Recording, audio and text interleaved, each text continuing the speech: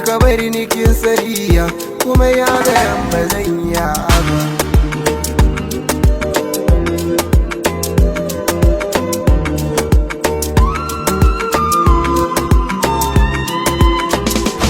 Shi lamari na duniya Fatima komai a hankali ake yi.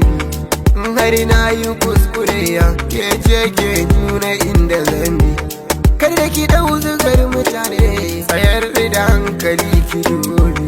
Kin san da ni da ke masoya ne, waɗansu na kira aminai.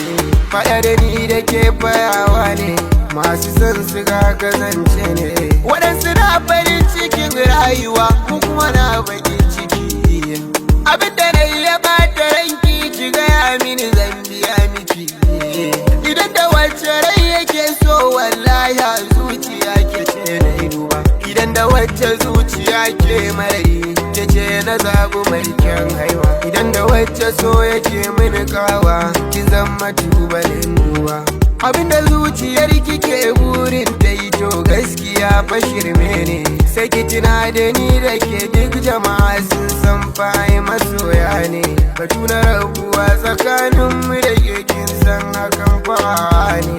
Ni ban zo da yaudara ba, ban yi kama da masu yi ba. Akan ki ba batu na zamba, tukwicin so na baki garba.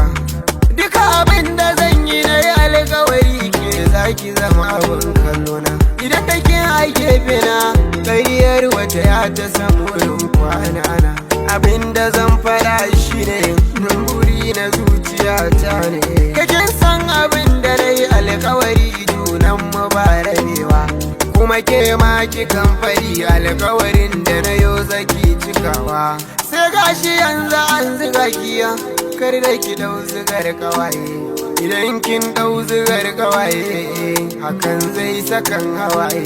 Ki duba Allah ki tausaya, da ke mu zamo mazan jiya. Tunani kawai nake kansa na zauna tun daren jiya.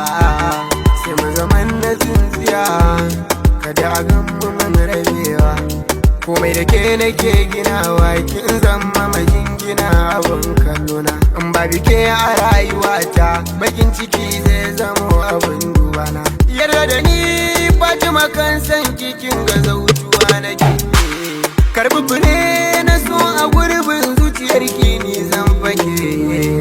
Fatima daure ki bani dama, daure ki bani dama, bani dama.